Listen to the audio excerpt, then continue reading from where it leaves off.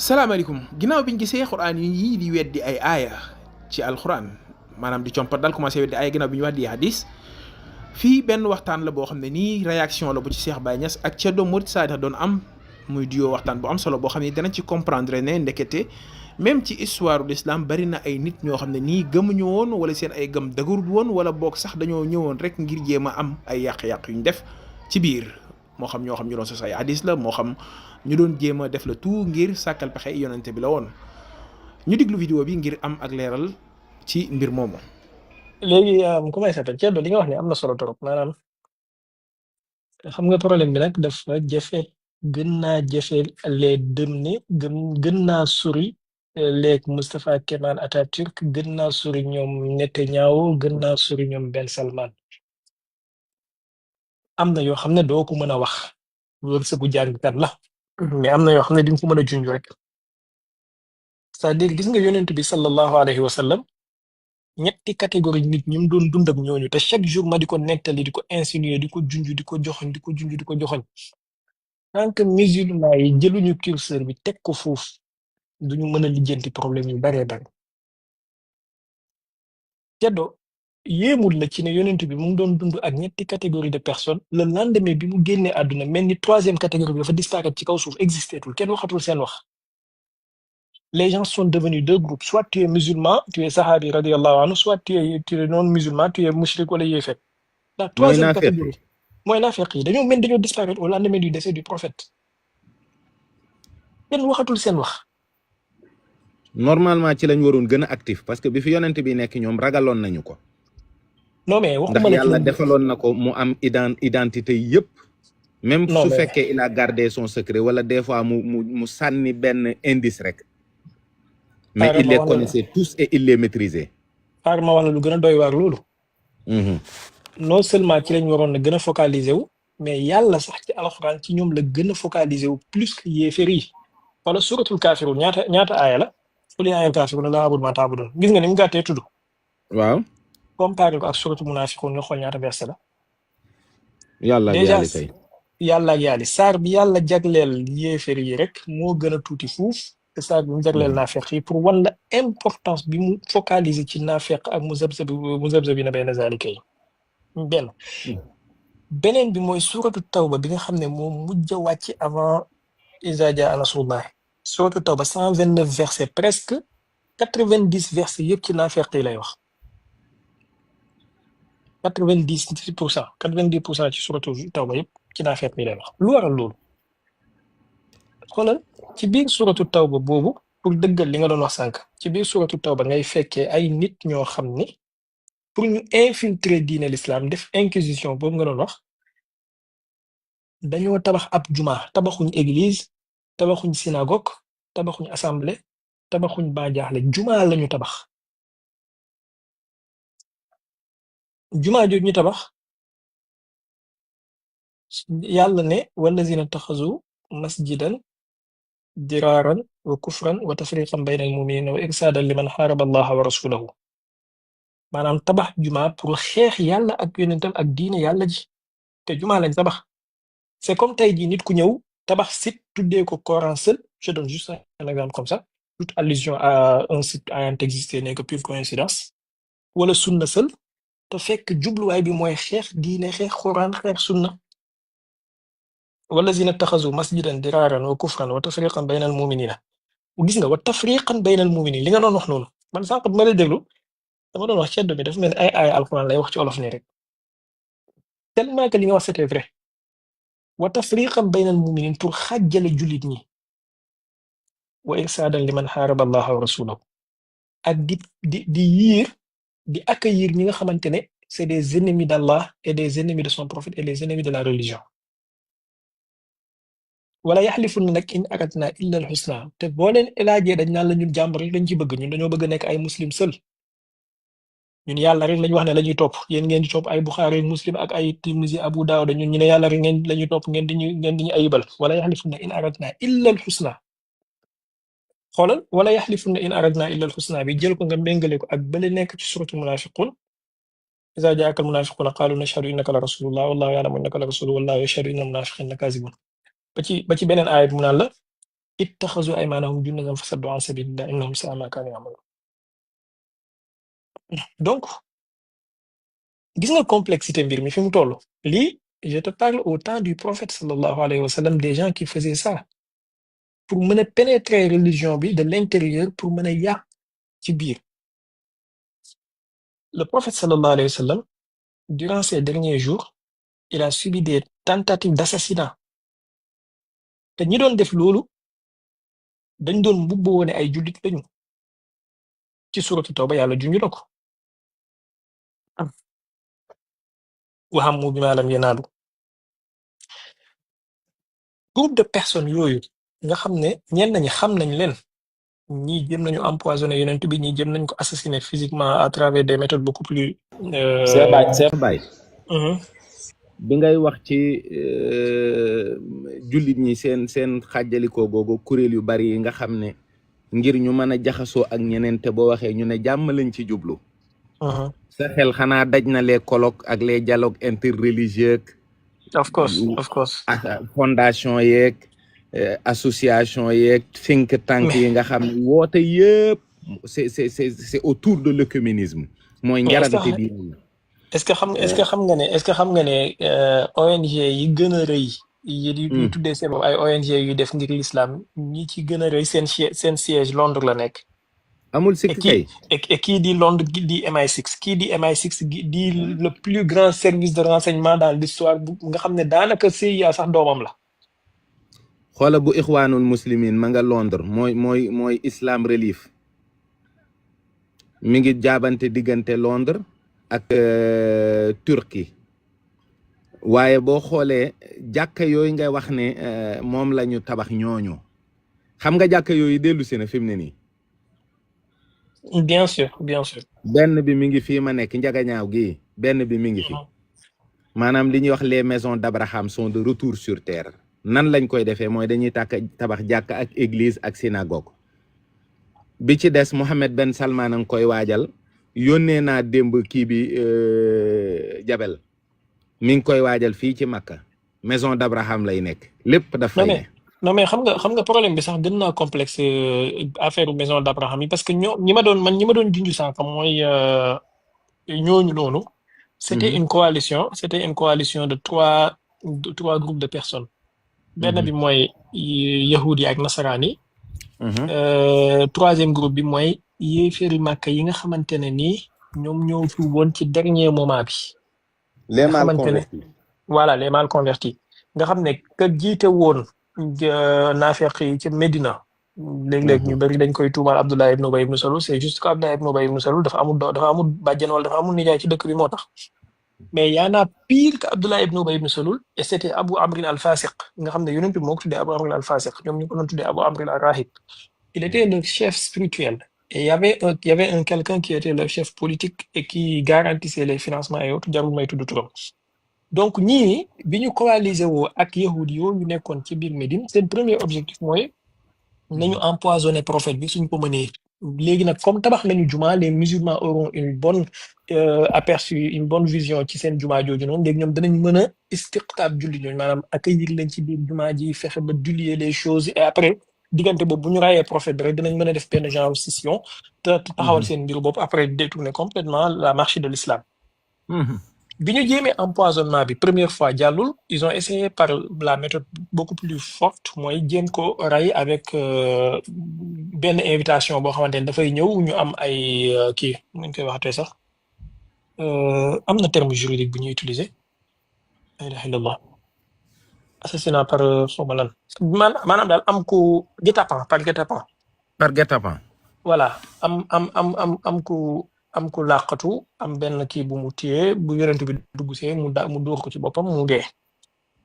loolu bi mu échoué encore ils ont essayé d'infiltrer le cercle proche du prophète sallallahu alayhi wa sallam. bon avec beaucoup de kii yoo xamante ne damay kii mu kii après nga ñor soow mi doo bàyyi mu jàll. mais léegi troisième kii bi tentative bi mooy bi mu demee Tabouk bay ñibbisi. ñu jël 14 personnes. ñu taxaw ci benn aqaba ne pour bu gëlëm bi ñëwee di jàll rek nañ daaneel gëlëm bi puisque c'était une route montagneuse et tout bu gëléem bi daanoo danañ fexe nu ñuy def ba loos bi damm wala ñu jéem ko attaqué ci tàng-tàng bi fexe ba rey ko fu après suñ ñëwee ñu ne c'était accidentel et il est mort jeex na. Il y avait un autre groupe boo xamante ne moom il était chargé de prendre d'assaut le Médine ci diggante boobu noonu bu ko defee coup d'état bi mën a effectif. Le prophète bi mu xamee loolu yàlla xamal ko mu bàyyi Seydina Ali Médine chose qu'il n'a jamais fait à l'avant musul def lu ji loolu musul dem ginnaaw bàyyi Seydina Ali c'était la première fois mu def ko Seydina Ali des Médine assuré arrière bi ñu xam ne mission bi day échoué mais nag ils avaient gardé benn certain espoir ci deuxième groupe bi nekk premier groupe bi àndoon ak ñoom ñu ne ñoom danañ def loolu yonent bi jël ñaari nit aussi muy Xusayfa ak Ammar ibn Yasir ne leen nañu ànd ak moom plus de 30 000 personnes mu ne leen ñun ñëpp nañ jël benn yoon moom ak 2 personnes yi kese ñu jël yoon bële. Groupe bële bi ñu ñëwee pour attaquer gëléemam bi mu wax kii mu dàq leen Xusayfa dàqee leen bi ñëwee mu ne ko ndax xàmmee nga leen mu ne ko xàmmeewu ma leen ndax dañoo kagule woon mais xàmmee naa gëléemu diw ak diw ci ñoom yonent bi ne ko diw la ak diw ak diw ak diw xam nga luñ bëggoon mu ne ko déet mu ne ko dañ maa bëggoon a rey. Voilà. Ces gens-là après bi mutation yu bari amee ba affaire bi dem Cham ñun ñëpp xam nañu Damas moo nekkoon deuxième capitalu l'empire romain d'Orient. dañoo duggoon ci benn mixité ak les chrétiens ak les juifs.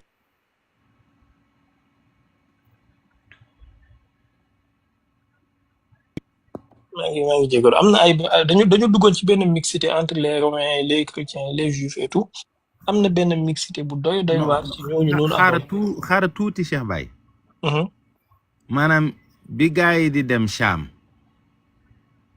fekk na la première revanche a été gagnée mooy ñi nga xam ni ci jaahiliya banu Qurayshin wala banu Hashim dañoo nekkoon ci kanam. ña nekkoon ci ginnaaw banu Hashim fekk na fii may wax ak yow fii ngay wax nii toll nañ ci ñoom fekk na jël nañ seen revanche. non mais xam nga c'est premier mooy banu Umayya la kon naqari woon ci jaahiliya léegi faju na parce que ñoo ne ci kanam. waaw xam nga seen première revanche bi duwul woon sax fayu boobu noonu seen première revanche bi mooy diine tawxiid bi yonentu bi indi woon. naka la ñuy def ba njar jàngale bi ba indi ci benn genre polythéisme en fait wàllu tajsim ak tashbih ci wàllu aqida yi. loolu moo nekkoon seen première revanche. mooy proposition œcuménique bi. très bien nga xam ne soo amee dessinateur bu mën a dessiner su ñuy jël seen texte yi di la wax seen yàlla ji mën nga koo dessiner. moo nekkoon seen première mission. deuxième mission bi nag moo nekkoon politique donc première mission bi théologique la woon deuxième mission bi politique. Maintenant, la mission théologique a été en partie pénétrée avec des tas d'interprétations de textes de nangam. Et aussi, les derniers jours du prophète sallallahu alayhi wa sallam, lu mata jàng la en fait. Malheureusement, jullit ñu bari suñu koy jàngat dañ koy jàng rek juste pour jooy nangam mais gis nga ko amoon benn recul bi nga jël bu laajee nga naan garab buy may fit takk sa dënn nga jàng ko sans sentiment sans émotion di nga ci jëlee lu bari surtout nag jàngat boobu soo ko déparé ci alquran saar yi mujj wàcc ci alquran d'ordre chronologique c'est très révélateur xam nga ñoom bi ñu proposé œcuménisme bi doxul ñu dem ba commencé xam ne maanaam yonte yàlla Muhammad mi diineem dëgg la ba yaakaar naa ne comme lu mel ni qul man kaana aduwan li jibrila ak qul man kaana lillahi wa malaikatihi wa rusulihi maanaam dem biñ dem bay xas jibril naan dafa seytaaneeg mënoon naa wàcce affaire bi fii ak yooyu yëpp ci ay xeeti jëngu la daal c'est-à-dire pour ne pas accepter que risala bi wàcc ci yonte yàlla Muhammad daal si mais c'est-à-dire li ñu bëggoon xam nga ñoom seen mbébét bu yeggoon yonent bi du génn Makka aslan foofu lañ ko naroon a kii yàlla def mu génn bi mu génnee itamit suñ sañoon seen mbébét su yeggoon du sampu état bu taxaw ils l'ont attaqué ci Badr provocation la boo xamante ne la guerre était devenue inévitable guerre bi am ils sont venus ci Uhud pour jël seen revanche la fay xew après Xandaq am et après nag ñu gis ne laa maxaala il faut ñu dem def coalition ak yahudi ak nasaraan yi pour jàpp ne dinañ mën a am doole pour faagaagal yonent bi alayhi salaatu wasalaam mais le pire mooy les 3 dernières années du prophète sallallahu alayhi wa sallam à travers Xaybar ba jëm su li ko topp bi ñu nga xam ne léegi buy julli day jàpp ci oom yi mag dikk na coono exactement yi wàcc na ci kawam xoolal talatul lu dañoo bari mais loolu sax nga tegee de côté yeneen empoisonnement yeeg yeneen kii yu bari yu ñu ko doon def séquelles yooyu yëpp nekk ci yaram wi waaye ak nelaw yi néew lool jëfandiku bi néew lool doole ji jeex takk bi ñu ubbee Xaybar dañoo amaale ay téere yu bare ci seen bible hébraïque yooyu noonu moom la ñuy tuddee ay Talmud ak Tawra yooyu noonu ñu bari dañ koo indaale du ma tudd tur mais diw ak diw ñoom aadama africaano dañ ko indaale Talmud année 100 lañ ko bind après Jésus-Christ donc boobu bi yonent bi ñëw fekk na Talmud am na 4 téeméeri at mooy Mishnah ak Gemara yëpp pare nañu bu yàgg exactement léegi ñoom pexe nañu par seen intelligence diabolique pexe nañu ba dugal loolu ci biir jullit ñi am jullit ñu am naïveté wu jël ko commencé di ko jàng di ko jàngale di ko jàngale lu baree bari la nekkoon foofu nag ñu askan ko yonent bi sallallahu alayhi wa sallam ne moom moo ko wax lii je te parle ci dernier jour yonent bi dernière année et affaire bi métti woon na ko il a posé des actes pour arrêter loolu ñoom ñu jël recul bi ñu demee ba yonent bi kilifa yu mag yi ku mu fekk muy jàng téere bi mu gëdd ko effectivement xadis bu nekk ci Buxaari la sax fak mu ne ko Moussa sax su ñëwoon dara du ko muccal lu dul mu topp ma ok mais kooku dafa am mbir mi jaar ba yegg si ci moom donc da nga gis ne service de pénétration bu intelligente la ñooñu groupe yooyu noonu def léegi nag bi yonent bi génnee àdduna li ñu njëkk a def mooy jëli seen borom xam-xam yi ñëw ne dañoo tuubu ñu woon ñu ci bari ci jamono yonent dañoo bàyyi ba yonent génne àdduna ñu ñëw ne dañoo tuub les premières fausses conversions exactement bi ñu ñëwee ne dañoo tuub commencé nag di jàngale di leen wane non li nekk suñu diine ak li nekk seen diine yëpp benn la donc mbir yi benn la téere yàlla bi waxante bu ñu waxee téere yàlla bi ñoom seen talmud yooyu dañ ci jublu seen talmud seen bible hébraïque yooyu dañ ci jublu bu ñu waxee téere yàlla bi parce que waman lam yaxkum bi ma anzalallahu moom dal na leen ba pare exactement ndax dañoo bàyyi tawreet dem jàpp ci interprétation rabbin yi mooy Talmud Mishnah ak Gemara moom boobu fekk dal na leen ba noppi non est-ce que xam nga ne ci l'islam jamono toll na ginnaaw bi yonent bi génne àdduna ba xulafaa rashidun ay jàll am na ay années yoo xamante ne yenn jullit ñi baytul maqdis lañ daan aji si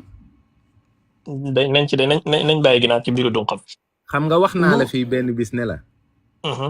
liñ daan jublu bay masjidul aqsa wëlbati gi ñu wëlbati xibla bi bokk na ci li leen jëkk a naqari ci l'islam lool parce que ñoom dañ jàppoon ne tant que ñu ngi def ni ñoom ça va te yonent bi dafa maanaam jullit ñi xamuñu yonent bi ni mu fiiree ak ni mu bañee mel ni kuy def leneen loo xam ne daa bokkul ak lii nga xam ne moom la indi te muy tawxiid dëgg diggam ak boroomam kenn wañ ko wër bañ ko caa jiitu ba mu mel ni kuy roy nit moo tax wëlbati xibla bi c'est un acte boo xam ne jullit ñi ñu ci bari bokk mesuré wuñu la portée c'est très triste nag pour ñun ndeysaan non mais parce que xam nga problème bi mooy du ñuy jàng histoire pour jàng ko dañ koy jàng pour jooy dañ koy jàng pour xaal dañ koy jàng pour daanu leer maanaam man lii je le dis depuis des années tey su fekkee da ngaa bëgg a jàng histoire et pure histoire nga dem di ko jàngee ci ku mel ni Ibnu Kasir waaraatekat la en fait Ibnu Kasir c'est un prêcheur bu lay waar moom il oriente ta vision ci histoire il n'est pas un historien c'est un rapporteur c'est un journaliste donc très bien revue de presse lay def di wax na après il essaye d'influencer sa pensée ci mbir moomu noonu sans pour autant te donner histoire avec toute l'impartialité requise donc boo amee historien dëgg-dëgg ci historien jullit ñu mag ñi nga xam ne dañ lay jox ay histoire avec benn recul ak impartialité di nga mën a comprendre sew-sew yu bari ci nan la yahud yi yàgg a defee seen mig mag yooyu noonu ak nasaraan yi ba yàlla waxoon ne walan tarda anka al yahud wala nasara hatta tattabia millatahum lii bi ko alxuraan di wax dafa wàcc juste ginnaaw bi changer xibla bi amee woon noonu ak gars yi commencé woon def seen plan B yi commencé dérouler seen plan yi. waaye firil ñu aaya bi waaye Cheikh Baye. yahud yi ak nasaraan yi duñ la gërëm mukk tant que toppoo seen yoon tant que toppoo seen idéologie duñu am satisfaction ci yow. kon wëlbati xibla bi li may wax ne moo leen naqari li yàlla wax na ko ci. exactement exact. kon man xawmoon loolu information ngoog. ñi la ko yàlla wax te dafa wàcc juste après ginnaaw bi wëlbati xibla bi amee. gars yi commencé dérouler seen plan B. Allahu akbar mooy waajal leneen a ngi ñëw. bien sûr waajal ne gars yi seen coup dafay gën a violent léegi. te xëy na sax d'une manière non prédictible. mun nañu génne fu nekk te xam nga Iblis dafa bëri ay fiir léeg-léeg suy fiir nit ki du ko jaaree fu bon foo xam ne day flagrant pour nga découvrir ko ne lii Iblis la dafay jaaree fu baax. daf lay jaaree ci benn Salih Fawzan boo xam ne dafay wax di jooy. nga naan kii moo dëggu kii la xol bi nooy mu ñëw di la wax di jooy di dugal ay balivernes ci sa xel mi. maanaam Iblis ci ñu mel noonu ñu naïf ñu mel noonu. ci la gën a aay mooy li benn bindkat bindoon ci di lekk ci beneen diine la ko bindee woon lu mu tëddee la sainte ignorance le temps de la religion sans culture. donc cette sainte ignorance là dafa am jullit ñu bari ñu mu dal. am na jamono buñ daan fal xalif ci yenn dynastie ci église lañ koy introniser maanaam fi ñu koy introniser ci église la ci dynastie jullit ñi laa la wax nii. li ma la wax nii mu ngi ci téere jullit ñi. amul sikk. am na benn buur boo xamante ne ci buuru jullit ñi son médecin personnel était un chrétien un nasaran son conseiller personnel était un juif ainsi de suite maanaam ñu entourage yëpp ay chrétien ay juif ñoo ko waroon te ay chrétien maronite ay juif achaéménite ak yu mel noonu ñoom ñoo ko waroon ci entourage bi yëpp. et ñii nii nag ñoom ñoo feesal téere jullit ñi ci ay fatwa ak ci ay interprétation ak ci ay wax yoo xamante ne nii ma anzalallahu biha min sultan. Allahu akbar. Et après on a eu les mutations yi ñu am yëpp jàpp ne tuur deretu doomi aadama moom mooy gën a oyof sax nga rey yoo wala nga dagg sa wee. mais li gën a doy waar loolu yëpp mooy discréditer jàng alquran bi ak dégg ko waaye discréditer yonent bi sallallahu alayhi wa sallam ak ay waxam. xoolal am na benn buur boo xam ne wala benn gouverneur boo xam ni. dafa dévierger 1000 xale en 10 ans. Allahu akbar. bi mu nekkee gouverneur 1000. et pour se couvrir de cela il a pris des gens fay leen xaalis ñu inventé ay textes de hadith di askan ay mbir nangam ak nangam maa ngi jàngale ji alminhaj ci kanam. nañ ko fi yemale sax day yomb torop. déet Diomaye ak Sonko mënoo leen ñoo indil projet ba pare bëgg de leen da ngeen ko liggéey de. abonné leen tey aimé di partager di participer di envoyer ay cœur.